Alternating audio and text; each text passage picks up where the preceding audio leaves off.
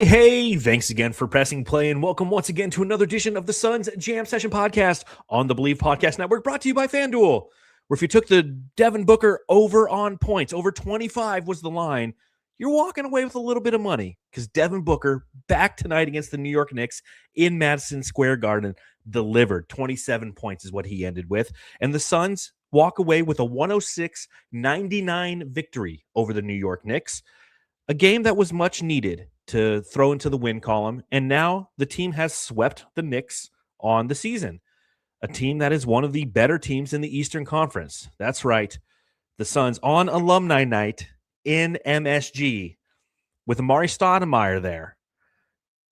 The Suns win. So we're going to talk about that and more on this edition of the Suns Jam Session Podcast. Truly appreciate everyone who's hanging out with me. We got Suns Geek coming on the show. So if you're watching this on Suns Geek's channel, what's up? Hi, my name's John Voida, managing editor, brightsideofthesun.com, and co-host of the Suns Jam Session Podcast. We got plenty to talk about on this one. So subscribe, rate, review, and grab yourself a delicious margarita.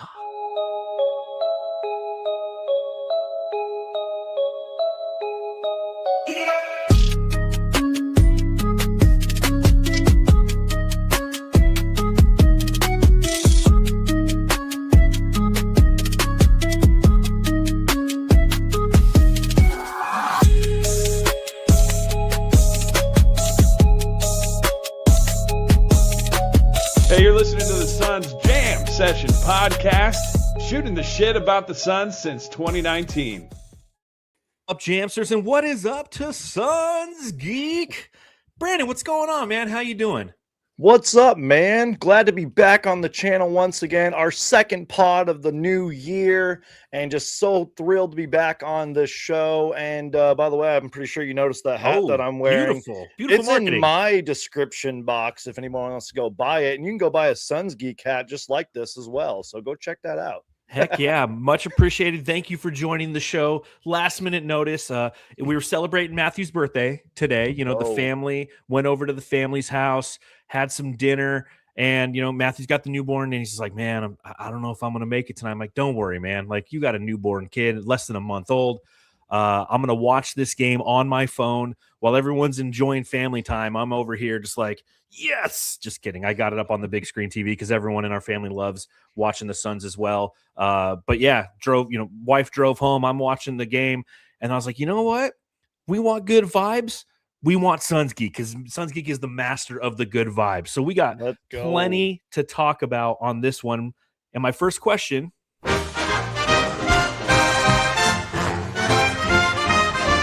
Matthew, Suns I've Geek. got to ask. Suns Geek, I got to ask.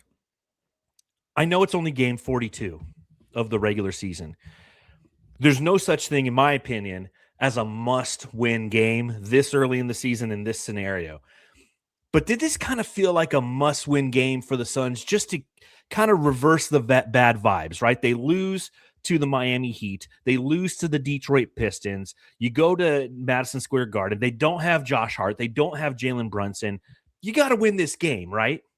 Oh, absolutely. 100%, man, because I've talked about this on my channel, and I'm sure you've talked about it on the podcast. It's a 6-game, 12-day long Eastern Conference road trip with no home games in between any of that. So this kind of was a must win, but like, I'm so thankful and happy for the fact that like the Suns lost 2 in a row. And it was like, oh man, like the Suns lost, like that sucks. Because it seemed like last season we were losing all the damn time. So it was like, oh, whatever, the Suns lost. Those last 2 losses, they kind of stuck. They kind of sucked, but it was like, you know, whatever, the Suns will bounce back, but this was definitely a must win. And especially to get a win in Madison Square Garden, where, you know, like Devin Booker loves to play. And I would think most of, if not all of the NBA loves to play. This was a much needed win, a great win. And I'm just glad they got the win, man. Yeah, I am too. Walking away from this one, especially, you know, and we'll talk about kind of the ebbs and flows of this game. At one point, they allowed an 18-2 run for the Knicks, and it felt like, oh man, here we go again. It's kind of slipping away a little bit, but the fortitude, the ability to respond appropriately, and in this game, you know, again, it's not a must-win game, But the last two games kind of sucked because you can look at them and go, you know what? There's reasons why we should have won this game. I mean, the Pistons game, you walk away somewhat frustrated because even though you were without Devin Booker, you only lost by 3 points. And it's like, man, that one was right there for the taking. Came down to the wire too. Yeah. And the Heat, the same thing. It came down to the wire until a Dylan Brooks missed 3-pointer turns into a flagrant one. And the Suns ultimately lose that game. So while it's not a must win in any capacity, it's very good for the psyche of this team. And quite honestly, my friend, the fan base, because as you mentioned, this road trip is long, it's arduous. And the fact that you've played two of the top 3 teams in the Eastern Conference in the last 2 games, and you lost one by 3 and you won this one, it just fortifies kind of who and what this Suns team is. And I don't know about you, my friend, but I like it when they win. I like coming onto the podcast afterwards, after they win and not sit here and go, well, why did they lose that game? Why are we sitting here trying to figure out what went wrong? In this game, we can talk about what went right, and we'll start off with the bright side of things. Oh, I clicked the wrong thing. I have to click this thing. Tell me the bright side. All right, the bright side, Suns Geek. How'd the Suns win this game? What do you think? What's the good? The Phoenix Suns bench helped them win this game. Jordan Goodwin, 100. Grayson Allen. I'm going to throw an honorable mention. Isaiah Livers. I don't know how much you talk about Isaiah Livers on this channel or even on my channel, but holy cow, dude, that guy goes in there and he's like that spark you kind of need. He has hustle plays, good defense out there. But speaking of a spark, Jordan Goodwin, who I'm sure we're going to talk about. Oh my gosh. But it was the Phoenix Suns bench that helped them win this game. And then I know we're going to get to it and we're going to play all the drops and everything. But Devin Armani Booker loves playing in New York. I think he's like averaging like the 3rd most like points in New York on the road, like in NBA history. So those are my 2 answers. Let's go. Yeah, I think we start off with Book. You're 100% right. Allow me to reintroduce myself. My name is Big Dick Booker.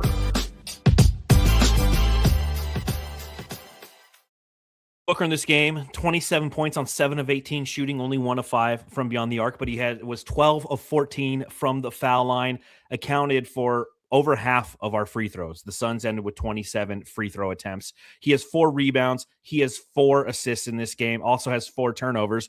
4s were lucky. But in this game, I think the most important statistic is minutes played for him because he played minutes tonight, Suns Geek. Obviously, he came into this game questionable after spraining his ankle in the road trip opener against the Miami Heat. He was questionable going into the Detroit game, didn't play. And I don't know about you, but I kind of had this feeling of, oh, shit, here we go again. Yeah. This is one of those situations where the Suns are going to give us vague responses relative to an injury. And I think back to Grayson Allen and the 10 games that he was out. And it was just kind of constantly like, yeah, he could play, but he's just not there yet. And obviously Jalen Green, where continues to be out. There hasn't really been an update relative to what his status is. It shows you that this team, this organization keeps things close to the vest, which I kind of like. I'm not opposed to that. But in the same breath, with Devin Booker being questionable last game, questionable this game, if he didn't play tonight, I was like, oh, great. Here we go again. We don't know when he's going to be back. But he was back tonight. And while he wasn't great, right, he wasn't spectacular, he's the missing ingredient that we were lacking when we played the Pistons, right? Somebody who's the big boy out there, somebody who can control things, somebody who can slow things down. What'd you see from Devin Booker tonight in his return after missing 1 game with an ankle, and how surprised were you ultimately that he ended up playing?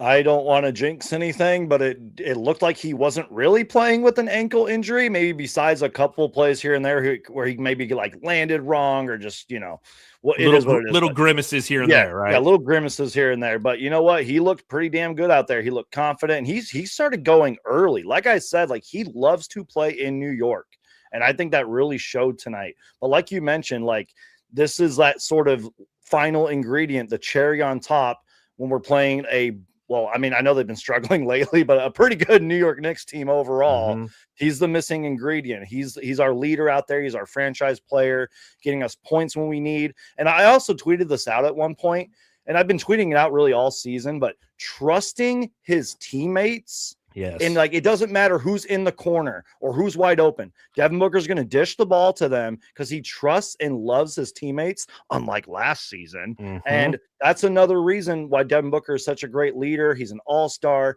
And look, you're absolutely right. Like, it wasn't like a spectacular Devin Booker game, but like, he did his job out there.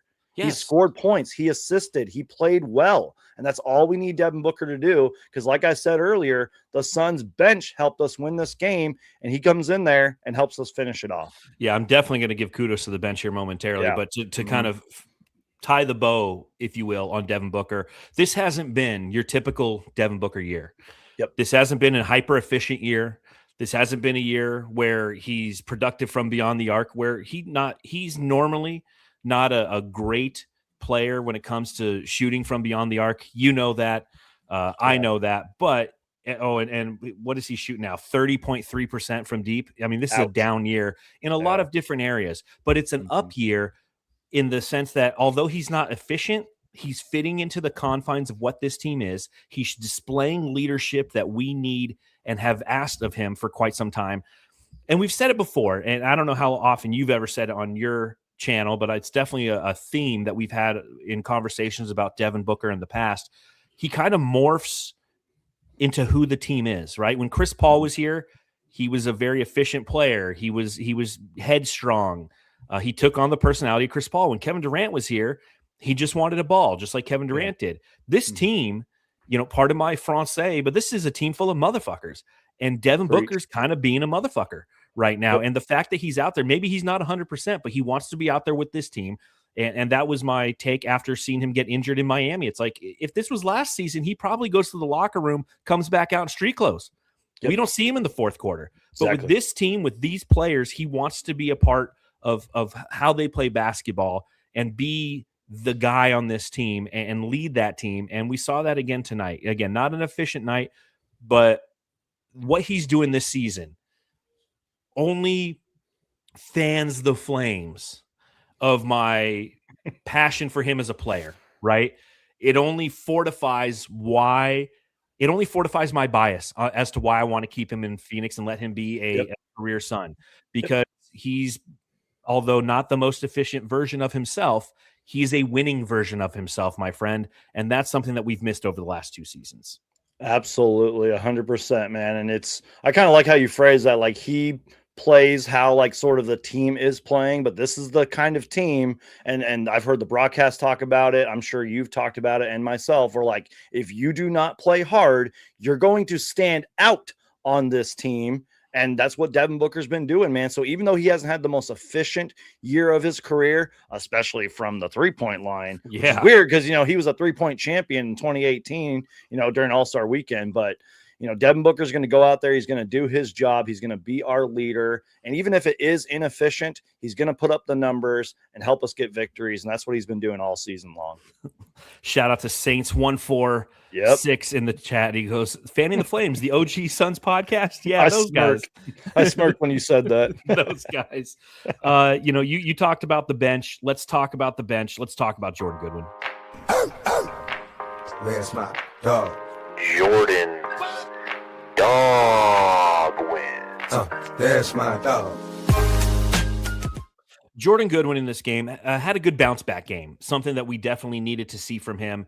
Primarily, he's been just inefficient. He had that streak where, eight 3-pointers a game, and just, and that's going to happen with role players, right? They're going to get hot for a while. They're going to kind of go away from a while. But offensively tonight, what we saw from him, 13 total points on 5 of 6 shooting, including 3 of 4 from beyond the arc, 3 rebounds, 3 assists, a couple steals, a typical Jordan Goodwin game. And he kind of led the charge with the second team unit.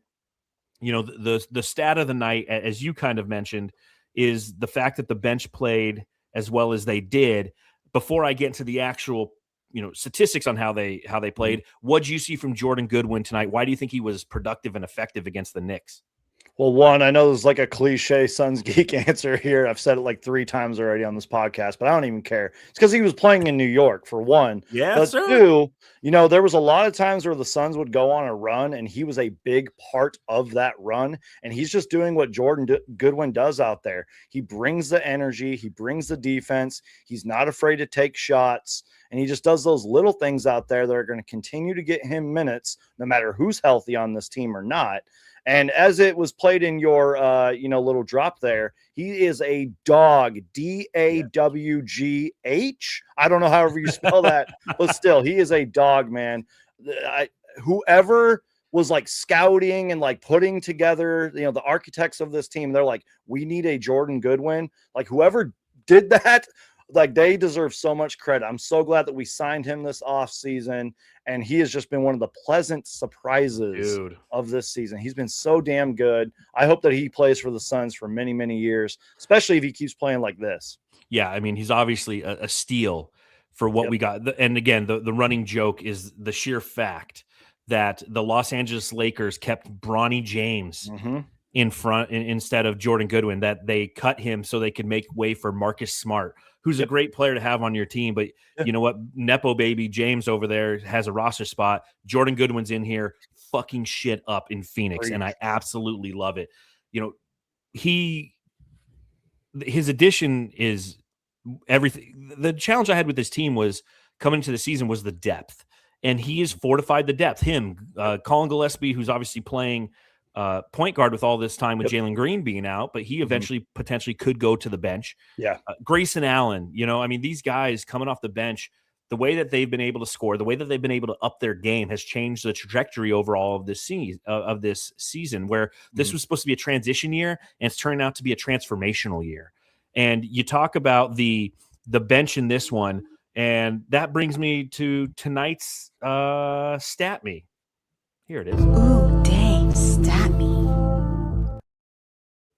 It was the bench in this one. 39-14. The bench outscored the Knicks bench. But the most important factor, in my opinion, and people have heard me say this before, and I'll say it again, it's hard to take in single game plus minus and use it as gospel for a game, right? Because I could do absolutely nothing on the court, but if I'm standing next to Devin Booker and he goes on a 15-point scoring barrage, guess what? I get a plus 15. But that being said, you look at the bench, right? Grayson Allen was a plus 15. Oso was a plus 19. Jordan Goodwin was a plus 18. Ryan Dunn was a plus 23. Our starters were all negative, right? Royce O'Neal, negative 14. Dylan Brooks, negative 14. Mark Williams, negative 12. Devin Booker, negative 3. Colin Gillespie was the only one who was a plus 8 because he played with that second team unit. So again, in a single game plus minus, it's not the greatest statistic, but what that shows you is the bench did a lot of the digging out of the hole, because the Suns, as I mentioned earlier, there was a spat in the third quarter where the Suns gave up an 18-2 run. 18-2. They were up 10, and next thing you know, they're down, and they're down 10. Just like you snapped your finger. And it was the bench unit that came in and stabilized things and ultimately got them back on track. And I think that that's an important stat for everybody to kind of know and understand. So loved what I saw from the bench team unit. Right there with you, my friend. Fantastic job by them. What else do you have for the bright side? What else went right tonight?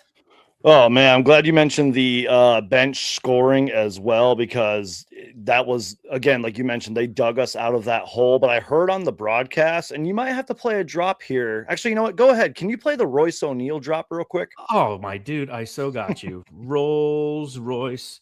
Where is it? Yeah, bling, bling, bling. Rolls Royce, Rolls Royce, Rolls Royce. Yeah, nigga, Rolls Royce. Fire away. Royce O'Neal. I heard this on the broadcast, and I'm not going to lie, I didn't know it. He is currently shooting in the fourth quarter 55% from 3, which is insane. I think that leads the league, man. Rolls Royce was great tonight. Did you see that play where he had that quarterback type pass to Grayson Allen? Yes. It kind of flung over him. He just volleyball tipped it, and Mark Williams had the easy bucket. that's what Royce O'Neal does out there. And I love it, man. But like, also he can be so streaky and sometimes in a good and a bad way. He has his off games here and there, but Royce O'Neal has been such a big, presence on this team all season long. I really feel like he competes out there every single night. And he was another reason why we won this game. But like, I didn't know that fact. 55% in the fourth quarter 3-point shooting. And what did he finish with tonight? He was 10 points. He was 2 for 4 from 3, 5 rebounds, 2 assists, and a steal. Like that's why I love Royce O'Neal, man. He may not be your typical, starting forward or whatever, but he gets the job done, man. He's one of the leaders of this team. He's been great all season long. And, you're a bigger football guy than me, but like he's had so many of those like quarterback passes that have helped win us games. Like without that pass, I don't know if we have as many wins as we do. Like there's been certain games where his passing off an inbound or whatever has helped win us games. And he is the guy who passes from the inbound. If you watch in late game moments, Jordan Knight wants it because he knows that he's the right guy to do it. And the pass that you're mentioning is ultimately what sealed the game at that point, because the Suns, the Knicks had chipped away enough. There's down by 5 points late in the game, and he gets a huge rebound. He chucks it up court, and next thing you know, easy lay-in after Grayson Allen tips it to Mark Williams, and the Suns are up 7 points. And that was absolutely paramount. What I was thinking about this today, because Royce O'Neal, in my opinion, is kind of this team's version of Jay Crowder. Now, he's not as physical as Jay. He doesn't get into altercations like Jay Crowder. We got Dylan Brooks for that, right? Yep. But he hits timely threes. He's a steadying force. He's an undersized 4 who is forced sometimes to play against bigger 4s and sometimes switched on to 5s. He sometimes gets cooked. He sometimes looks good. But he's an emotional leader behind the scenes, I feel. And he makes key plays that when the game is over and you take a look and you go, why did we win this game? You go, you know what? Royce O'Neal is a big part of that. He might not get the headlines. He's not going to get the fanfare. There's a thing that we obviously do Jam Star of the Game. He's not going to get a ton of Jam Star of the Games, if you will. But he contributes to winning. He plays winning basketball. And that's what's important on this team this season, and why I'm so thankful that we didn't trade him this last offseason for Jonathan Kuminga, who, in my opinion, is the opposite of that. He's not a winning player. He's a me versus we guy, right? Yep. Whereas Royce O'Neal's 100% we. Yeah. Man. And you know what?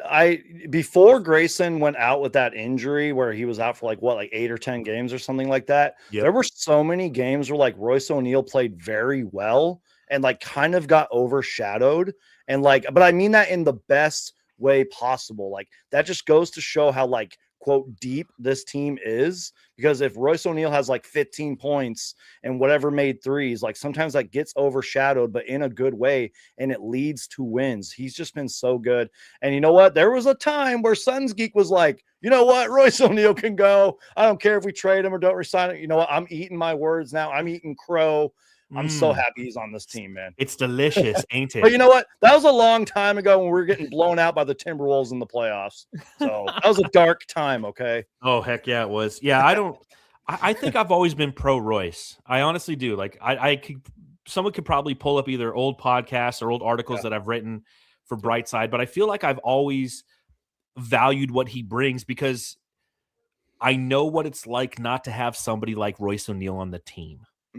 Right. And one of the reasons everybody always talks about potentially moving him is 1, his contract, but 2, he has a deliverable trait as a basketball player that is transferable to other teams. Right. And that's what it's like. Hey, we need a power forward. Give him Royce O'Neal. They need 3-point shooting. We have the ability to, we have a 3-point shooter. Right. So that's how people kind of look at him. But I'm like, well, why do we want to give that up?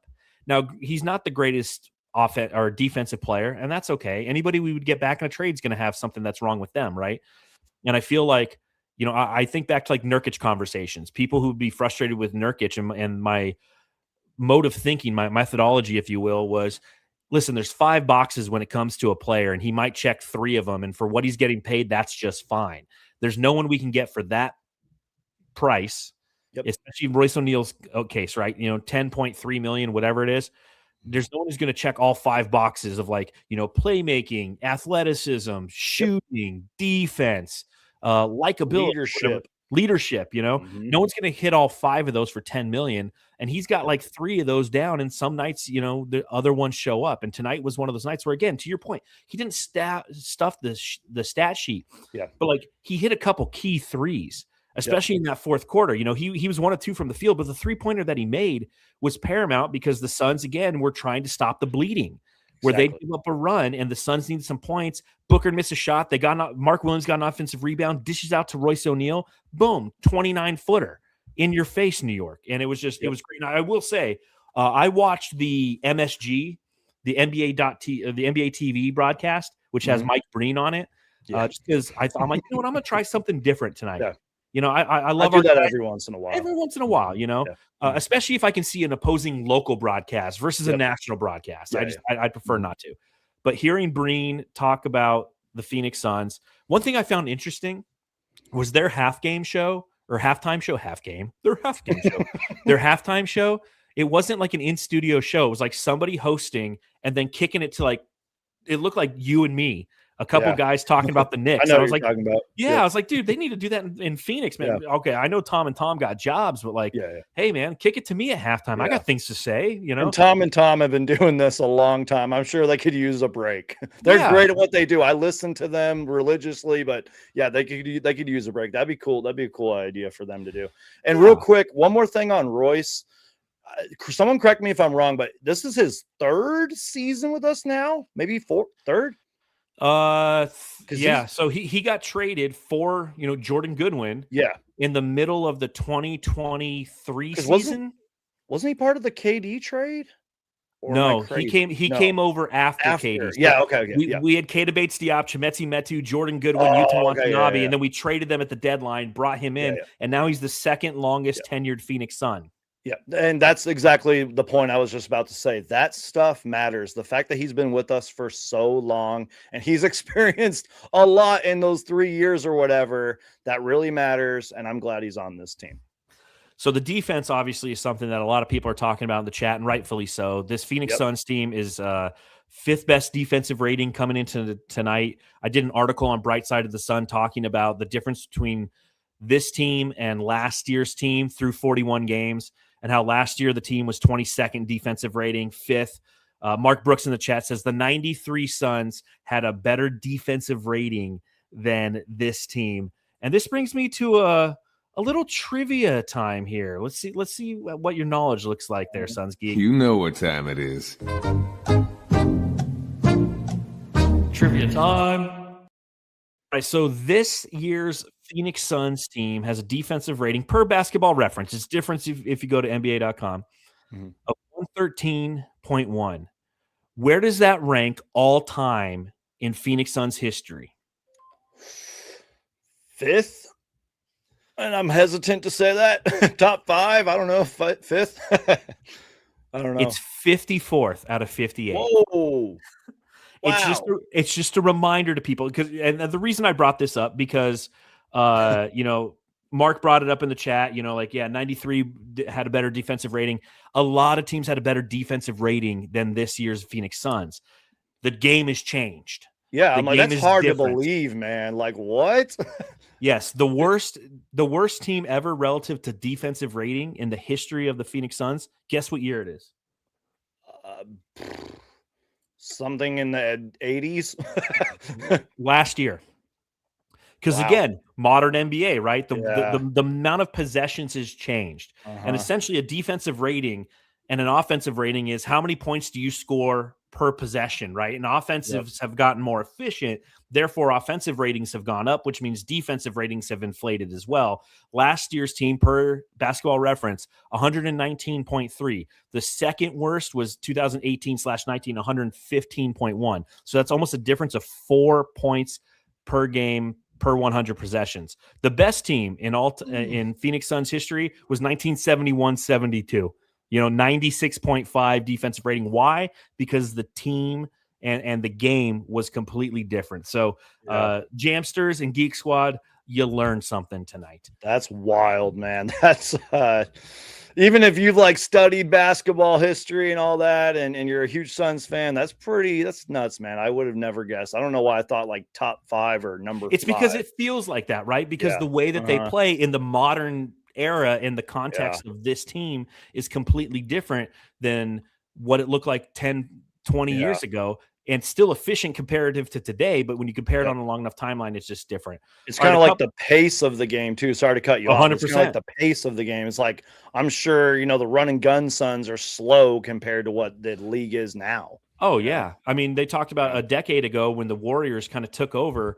If you look at their offensive rating right now, it would be like 15th in the league, and it was like something that was revolutionary. So a couple more things I have for the bright side. I want to talk about Colin Gillespie. Your villain junior is Colin Gillespie. And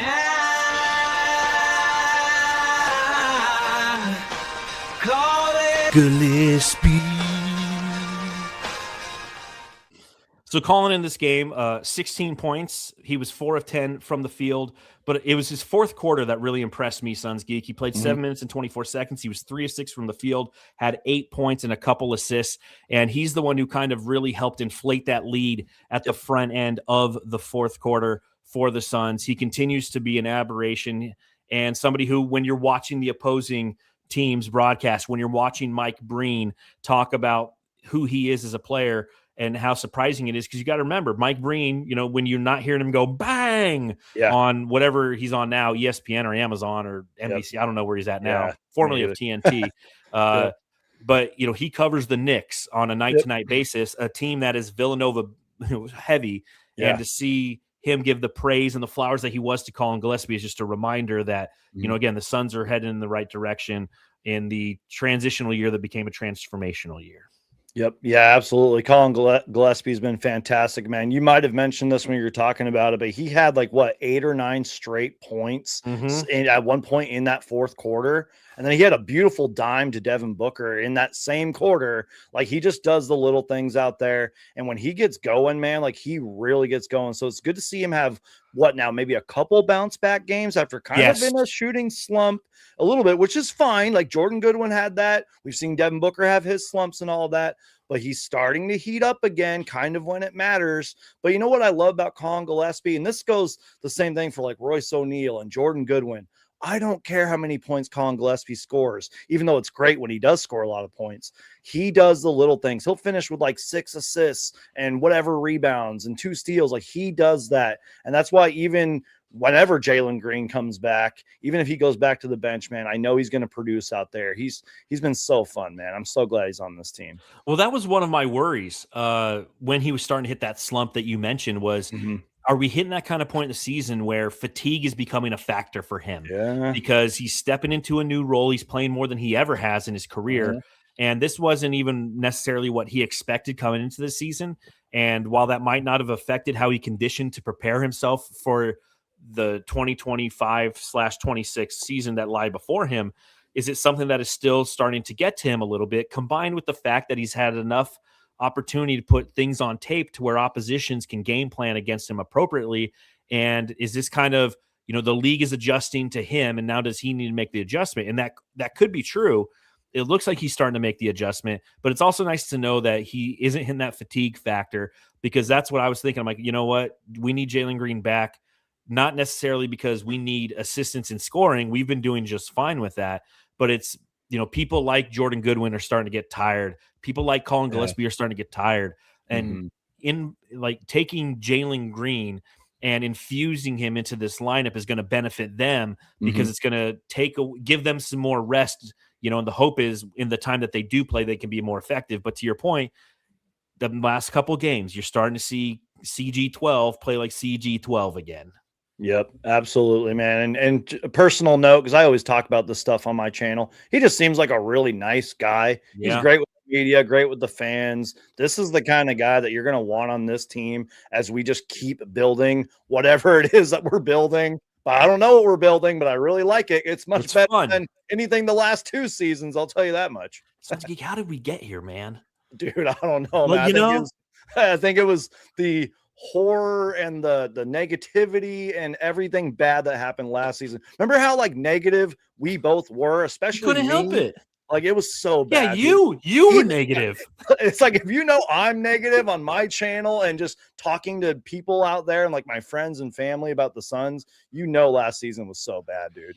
Yeah, it felt like this hopeless black hole that we were never going to get away from its gravitational pull. And here we are just a few months later. And I'll say this, for those of you who visit brightsideofthesun.com, we do game threads there, right? Yep. Where our community talks, throughout the game. Even when we lose, like, it's so positive. Everything around the Suns right now is so positive. And a lot of that's because we're not living under the weight of expectations like we did last year and come up unbelievably short. But it's overachieving combined with the way that we're doing it. It feels sustainable. And I don't know about you, but I'm always somebody who prefers defense over offense. Anybody can score. If we can shut you down, excuse me, if we can have the willpower to negate what you want to do, I love that shit.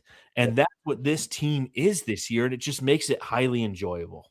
Yeah, absolutely, man. And it's everything you just said and everything we've been talking about. It's just another reason why you have this great bright side segment on the channel. And I love it, man. It's so good. So here's a great question in the chat from Peter Papadarlio. He Say says, that 5 times fast. Peter Papa. No, I'm not even going to try. Yeah, don't even do it. Hey, yo, Pete. He says, so is the Suns bench talent better than the last 2 years, or is it the coaching and development that makes him play better? That's a great question. What do you think, Suns? Whoa, hold on. So is the Suns bench talent better, more? Yeah, because the key word in this, in my opinion, is bench. Because like you mentioned a couple of these guys earlier, like Keita Bates-Diop, Jamezi Metu. Are those guys even still in the league? Nope. Like, no disrespect to them, like, but still, are those guys even in the league? The key word is like the bench. Yeah, I think the bench is better. And then, he goes on to say like coaching and development, like, we've had some decent like assistant coaches in our past, especially the last few years, where I was like, oh man, our coaching staff is stacked. This is going to be great for our team. And it really wasn't that great. It seems like the coaches we got are in sync with Jordan Knott and the scheme that he's throwing out there, the offense and the defense. And it seems like these guys are really putting in the work. And like I mentioned earlier, like the Suns broadcast and all these other podcasts and stuff, they've been talking about it all season long. Even the players have been talking about it. Like, if you don't work on this team, you will stand out. And I think that goes to kind of answer this question here. Like, it is coaching, it is development, but it's also the Suns players and the bench that they got, man. Like, they have some dogs and it's really showing, man. Would you say that they're aligned? Oh, absolutely. Absolutely. Everyone was clowning Brian Gregory, our GM, for that stuff. And Brian Gregory's probably just kicking back in his chair. He was like, yep, we are aligned, baby. But he bought into the joke too, which I really appreciated. He would say it later, cool. Like Summer League. He's like, aligned, ha, ha, ha. Yeah, here's like, what I'll say to answer this question. Is the Suns bench talent better than the last 2 years, or is the coaching development that makes them play better? All right, I'll ask you this question. I just want yes and no answers, okay? Okay. Grayson Allen, did he play for the team last year? Yes. Ryan Dunn. Yes. Oso Ighodaro. Yes. Jordan Goodwin. No. I almost said yes. Yeah, because he played with us before. Yeah. So my point is, it's coaching.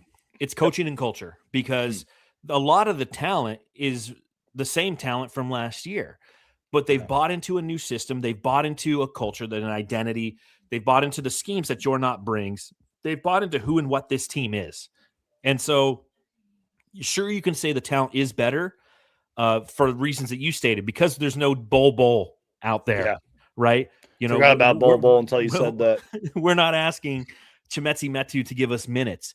We're getting minutes from guys who are trying to earn them, and they are continuing to earn them, and they're being put in a position to be successful because the schemes and guidance of the coaching staff has fortified what we're going to do, and they've bought into it. So it's a combination of two things. It's the coaching staff has changed and has brought the system, but also the team and the culture and the locker room is buying into it. And I think that was a challenge in the past couple of years.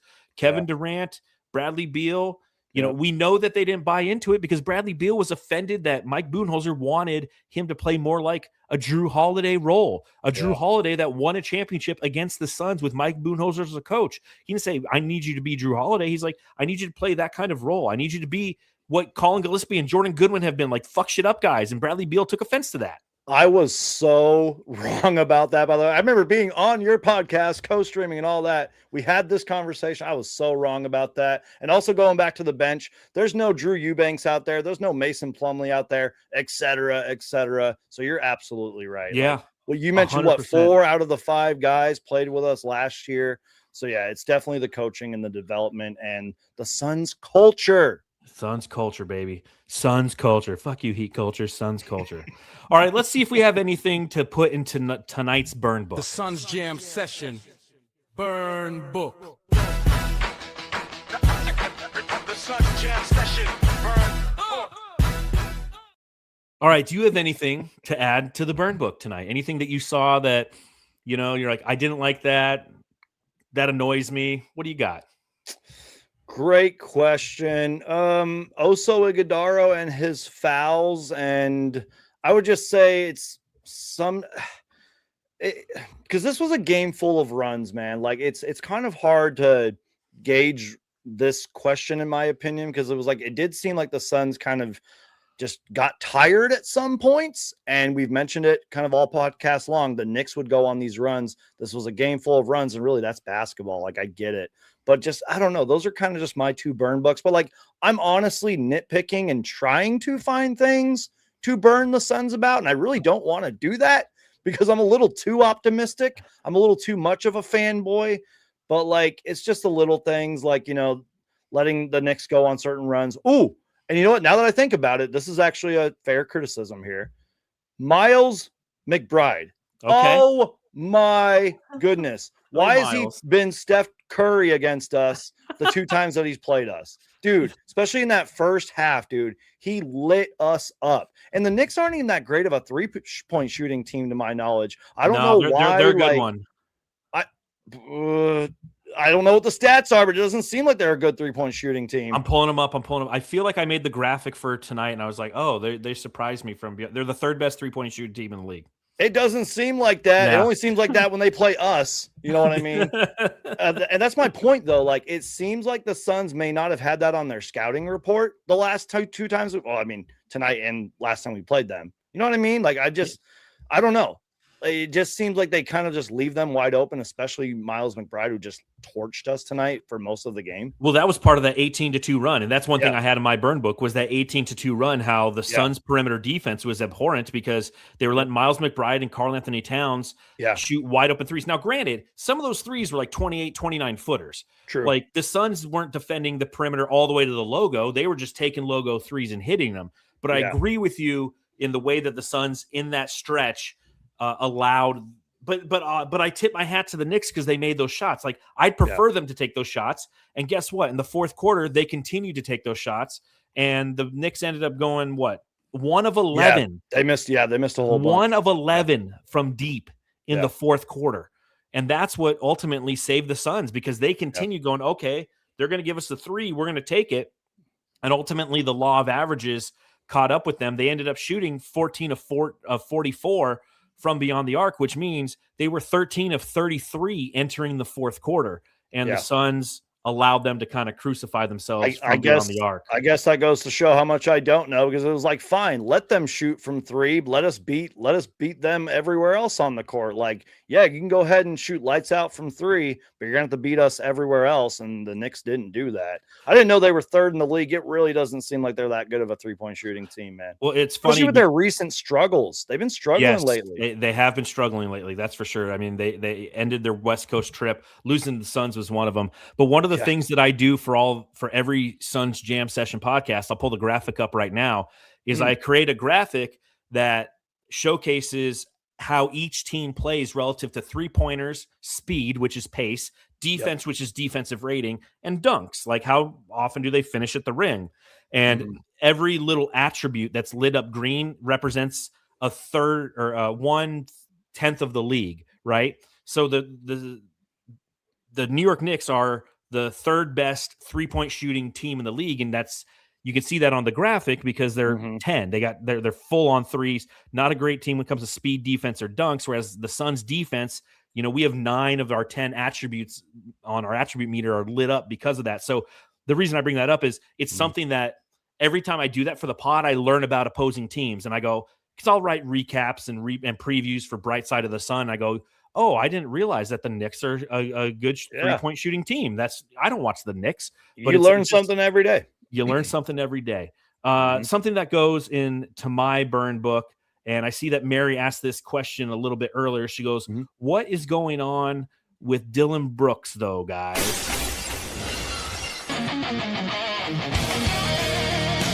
Dylan, the villain.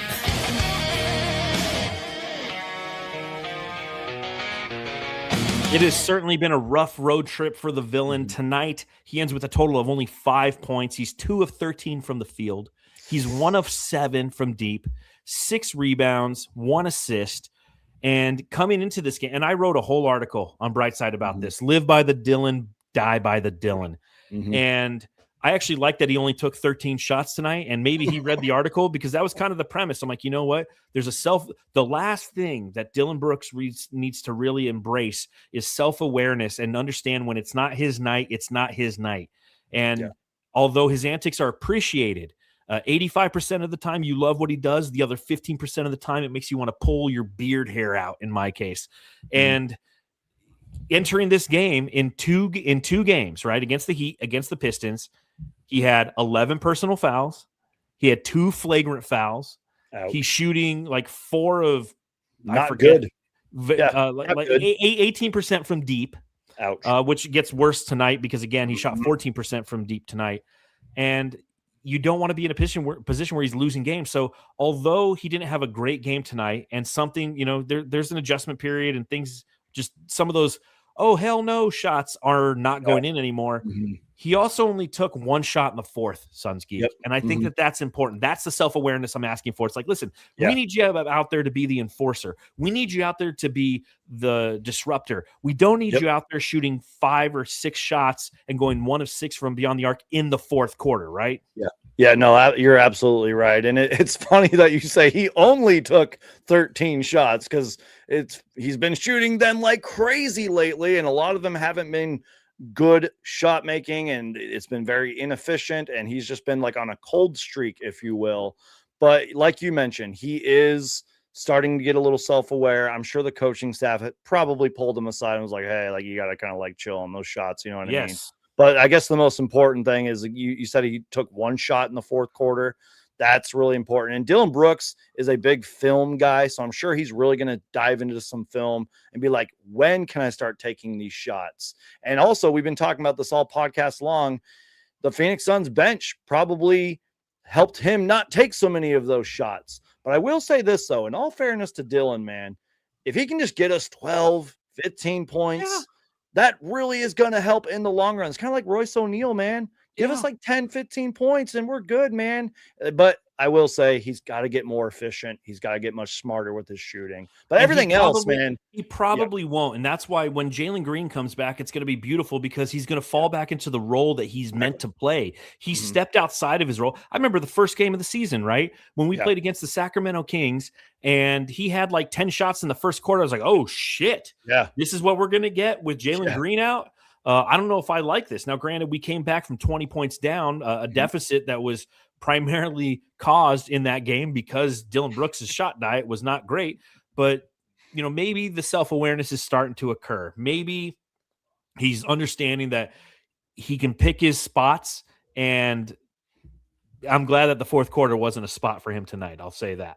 Yeah. And like everything else you mentioned, like, when it comes to like being our enforcer, playing great defense, shutting shit down, like he gets an A+ in those categories. 100%. And like, again, like this is all like kind of a good problem to have. I'm saying this as optimistically as I can, but like, we're midway through the season or whatever, game 42. It's like, he's going to go through slumps just like Colin Gillespie, Jordan Goodwin. Like these are good problems to have.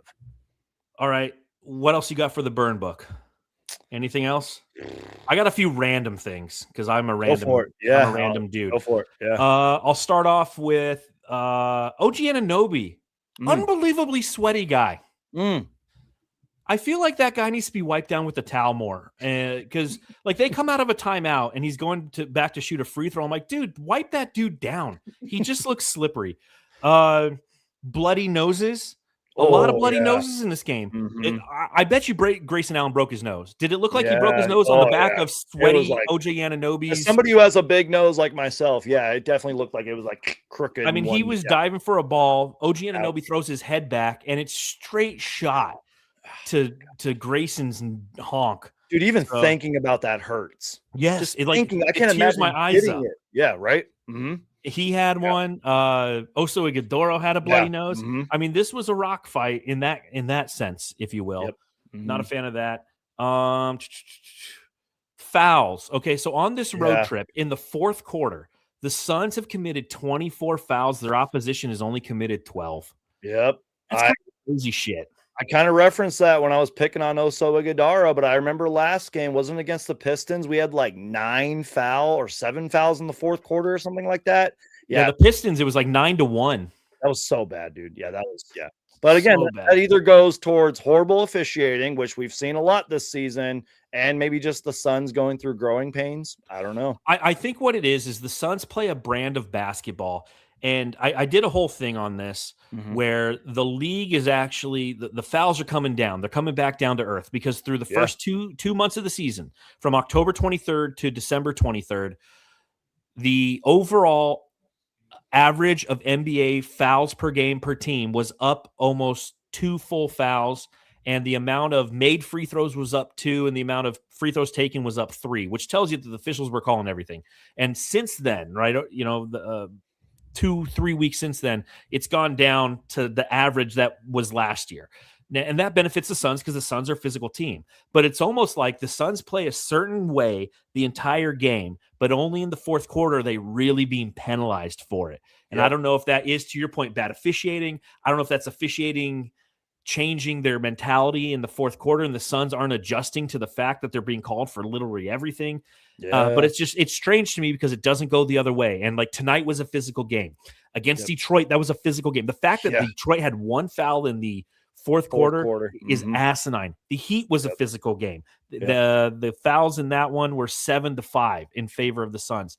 Or against the Suns. So again, it's just one of those things that I noticed and I wrote down.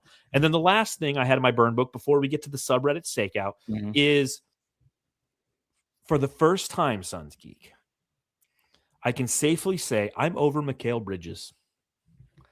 I truly saw him as the enemy tonight.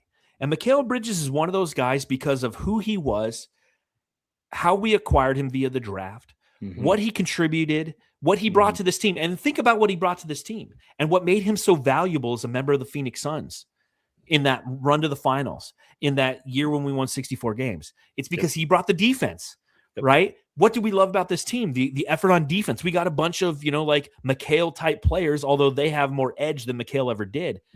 And tonight was the first night where I was like, you know what? Fuck Mikal. Yeah. I mean, I think I agree. I'm not trying to sound like, bitter or salty or anything, but it's like, I think I've over Mikal Bridges. Yeah, like I've been over it. And like, I know that a lot of Suns fans, and rightfully so, they have an attachment to that finals team. I get it. And that's like, okay. Guys, yeah, like that's fine. Like there's people that have attachments to the 93 finals team, et cetera, et cetera. I get it. And I'm right there with you to an extent. But it's like, guys, move on. Like Mikal Bridges has been off this team for a while. Let it go, man. Like, especially when he first got traded, so much social media stuff act like Mikal Bridges was like a god around here. It's like, come on, man. Like, just let it go. But I agree with you, man. Like, I was like, oh, that's Mikal Bridges out there. Devin Booker's guarding him like he always does. Okay, I'm going to focus on the rest of the game now. Look, he's a great guy, too. We all love Mikal and everything, but it's like, come on, move on already.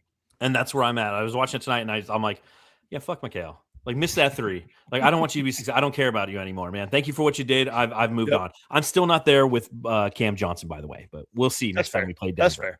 That's fair. All right, subreddit stakeout time. The Suns Jam Session subreddit stakeout.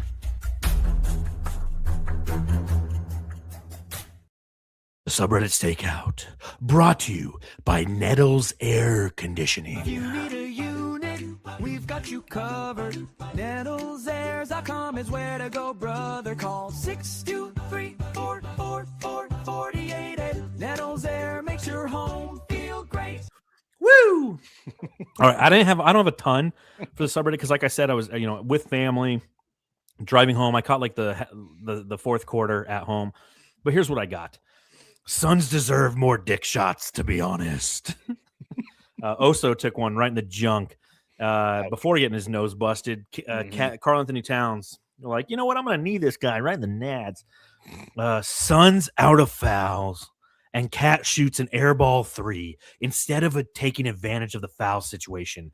Additionally, he shoots the airball with no Knicks nearby for a possible rebound.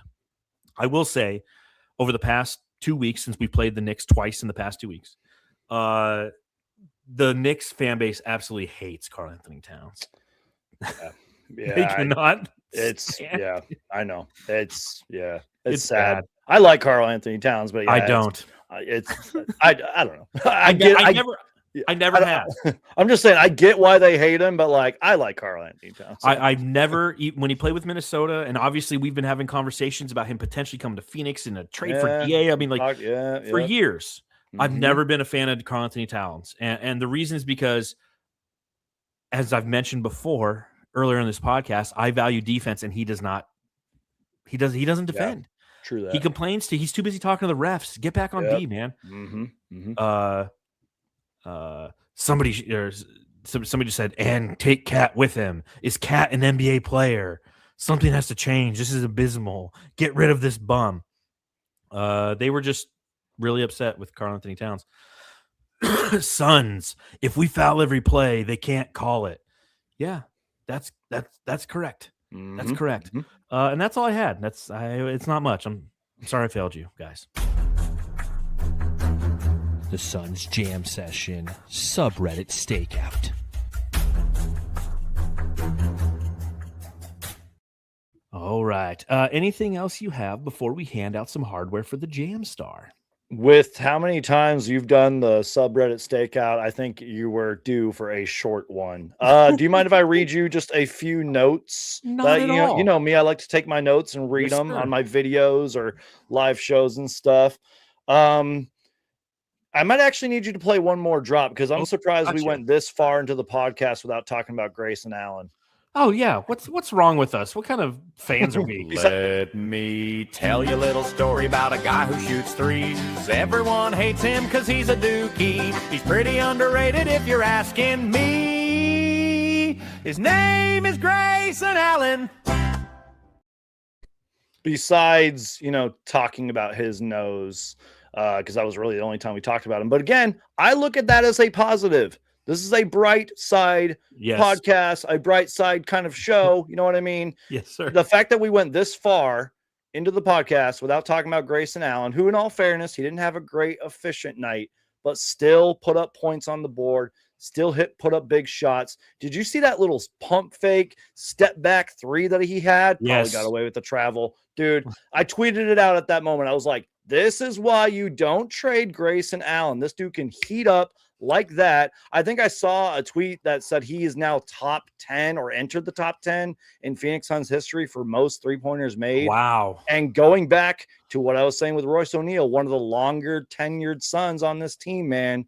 I love Grayson Allen. I just had to go on my little fanboy. I know I'm like fanboying. I literally uploaded a whole YouTube short just fanboying over the guy. I don't care if he's efficient or not. I know he has his flaws in his game. This dude plays hard every single night. He can shoot the skin off of the ball, and he's awesome, man. Yeah, he's him coming back has been great for Phoenix, and it's just a reminder. So many people wanted to trade him when he was out. Yep. They're like, oh man, trade Grayson Allen. He's not healthy yet. It's like, no, dude. Remember what he does. Yep. Remember how valuable he is. Another thing I wanted to point out before I get to the jam star of the game. We only gave up 99 points to the Knicks. Let's go. That's fucking impressive, man. Yep. That's a good offensive team there. Hell yeah. That's a good offensive team. If I look at offensive rating this year, I bet you they're a top 10 team. Let's see. Probably. Offensive rating this year. They're the third best offensive rated team in the league. Suns. Even though they're struggling, they put up a bunch of points. Yeah. They put up a bunch of points, and the Suns held them to 99. I am all for that, especially with the runs that they went on this game. Yeah, that makes sense. They threw haymakers, man. Yeah. And the Suns took them and hit back. And I would have to look through every single game we play, but I feel like we've kept a couple of teams, if not more, under 99 or 100. I guess you could say recently. Yeah, so I'll take that. That's light years better than what's happened the last couple seasons. Oh, I know. You saw Phoenix on the schedule, and you knew it was going to be just kind of an easy time. Like, let's see, 93 we gave up to Washington. 98 to Memphis. Only 100 to Houston when Houston beat us. And then Golden State in like early December. But that's fine. That's great. I'm with it. I'll take that. All right, let's hand out some hardware.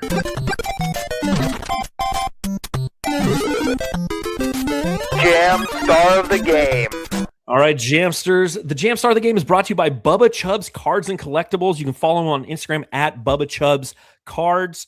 If you go to their website, BubbaChubbsCards.com, and use code BUBBA10, you get 10% off. You can get some pretty cool deals on some pretty cool cards. They got some great stuff. I'm looking at a Devin Booker rookie card right now just because I want it for my collection. I'm a card collector, so I'm all about it. So they, again, stop by BubbaChubbsCards.com. If you're watching this podcast, whether you're watching now or listening later or watching this on Suns Geeks channel, make sure you hit that thumbs up button. Make sure you subscribe. The best way to support our channels is to simply engage with them. It lets other people know via algorithms that when a Suns game is going on or it's over, you want to go hang out with the Suns Geek, because if it has to do with the Phoenix Suns, you know he's making a video about it. If it's a post game, you know you want to go to the Suns Jam Session podcast, because we're the original post game pod on Planet Orange, doing it since 1973. I'm kidding, it's 2019, but it feels like a long time. But I'll start with you, my friend. Who do you give the Jam Star to in this game, man? This is there's a lot of answers here.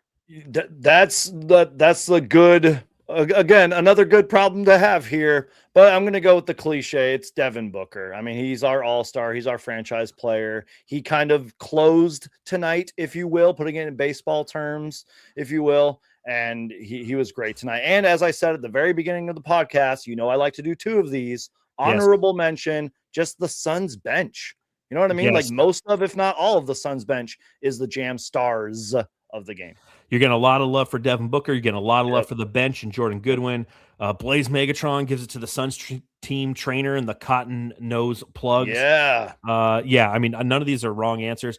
For me, it's the bench. For me, it's the bench because in that third quarter, my wife was driving home. We sit down in the car, and then boom, that huge run happens. I go, well, fuck, man.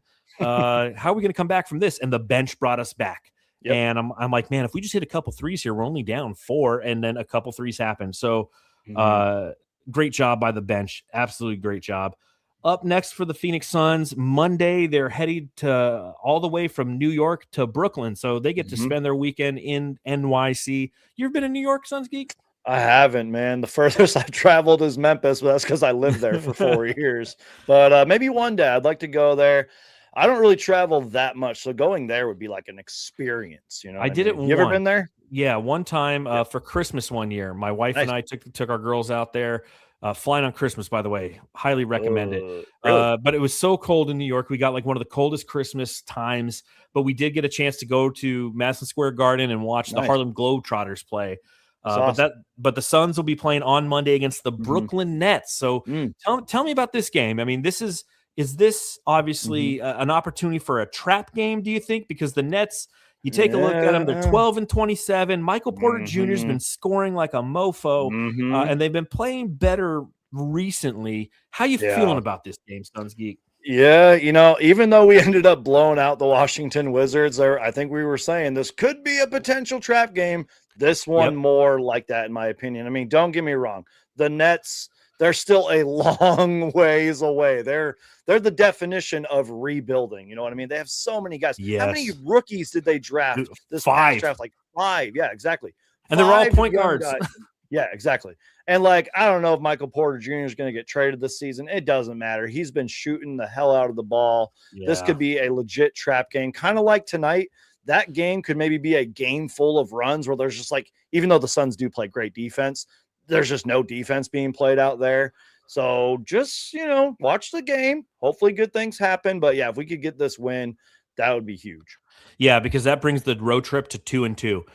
With a back-to-back on the horizon. We play Atlanta and then Philly on a back-to-back night. So you want to, again, 3-3 on this road trip is a good road trip. 4-2 is a stellar road trip, and that's now in the cards. You have to rattle off 3. It's not going to be easy, but you can't do that unless you – this is the team you should beat on this road trip. Yeah. Without a doubt. Even though Michael Porter Jr. averaging 25.8 points per game this year, he's shooting 49% from the field, 40% from beyond the arc, 84 from the free throw line. That's insane, dude. It is. It is. I mean, it's your typical good shots or good score, bad team kind of situation. He's playing himself into a contract. We always knew that he had the ability to score. It's his defense that is a challenge. But you put him as the primary scorer on a team and let him cook, he's going to cook. Yeah. So the Suns need to be ready for that. I'm surprised he's not a better defender as he is, because isn't he like 6'10" or something? With he's huge. Wing? I'm like, why are you not one of the best players in the league, man? Effort, give a shit on that side of the ball. I honestly, and I also think he's limited in the fact that his lateral quickness isn't great. Yeah, that's true. Be a quality defender. He can throw a highlight block, but it's generally a chase down block because he got beat on a play. Right. Yeah. That's fair. Yeah, and real Sean, quick, MPG has been killing on my fantasy team this year. Yep. That's awesome. If you have him on your fantasy team, you're having a good year. I was just going to say, I don't know how far New York is to Brooklyn, but less travel, hopefully, you know what I mean? Because we've been traveling so much. Hopefully they can just hop in and skip away and then rest up and then practice the next day. They're probably staying at the same hotel that they flew into last night. Exactly. Yeah. So staying somewhere probably in Midtown, and then they'll pop over to Brooklyn and enjoy that game. So I am a big believer in that kind of stuff helps. You know what I mean? 100%. Yeah. 100%. So all right. Well, that does it for this podcast. We appreciate it, Jamsters. We appreciate it, Geek Squad. You can follow me at Darth Voida on TikTok fuck TikTok. All the socials. All the socials. Yeah, you can read my writing at Bright Side of the Sun. That's the thing I'm most proud of, and probably where I spend the most time in my life is just sitting around thinking of articles, writing articles, and then making videos and posting them on TikTok under @SunsJam on TikTok. Brandon, tell them where they can follow you. Yeah, my main platform is Suns Geek on YouTube. Just check it out. But I've been trying to grow a little audience on TikTok, and I'm really thankful. I'm doing the same thing right now. I've been noticing that, man. I appreciate that too. It's like I just passed 50K likes, not subscribers, 50K likes on TikTok, which I am thankful for. Because I honestly just upload there whenever. It's not like I'm consistent. I have a schedule over there, but I kind of do have a schedule on my Suns Geek channel. If you're new, I mean, I'm always doing videos, YouTube shorts, live shows, love co-streaming the Suns Jam Session podcast and my podcast on both channels. So if it has to deal with the Phoenix Suns, I'm going to make a video about it. I'm on TikTok, X, or Twitter, Instagram. Check me out, guys. Search Suns Geek on YouTube. Yeah, I highly recommend that if you're somebody who follows this show and you just want to kind of know what's going on with the Phoenix Suns as it's happening, follow Suns Geek. He'll make a quick, 2-minute video or 10-minute video breaking down news as it happens. We'll talk about it on the post-game podcast, but Suns Geek's he made a video about that 4 hours ago, breaking it as it. So it's good. It's a good place to go for news. This season's been so much fun. My videos have went from 3 minutes to 10 minutes because I'm holy crap. I'm I have so much to say because it's been so fun. And I just wanted to say one more thing. You mentioned this at the very beginning of the podcast. Matthew, happy birthday and congratulations on your newborn. Let's go. Sir. Yes, sir. Congratulations, Matthew. And on that note, it's a reminder, and this is what Matthew's doing and why he couldn't be here. He went home and loved his family. Take care.